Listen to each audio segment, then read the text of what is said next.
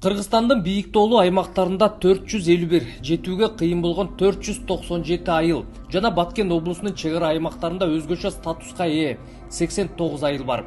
Дал ушул аймактарда жашагандарга, тагыраагы 14 жашка чейинки балдарга, айылдыктарга көмөк деген аталышта жөлөк пулдун жаңы түрүн киргизүү сунушун Адахан Мадумаров көтөрүп, мыйзам долбоорун иштеп чыккан.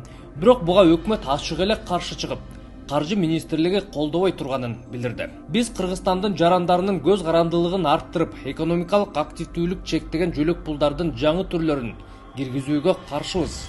Кыскасы баягы Акылбек Жапаровдун төлөй албасак өлөлүү дегенин эле кайталашты. Баш мыйзам боюнча жашоо куржунунан жөлөк пул төмөн болбошу керек да деп Адахан Мадумаров Жапаровго кайрылгандагы жообу эсиңерде болсо керек. Төлөбөсөк өлөйлүбү? Төлөбөсөк өлүп калайлыбы?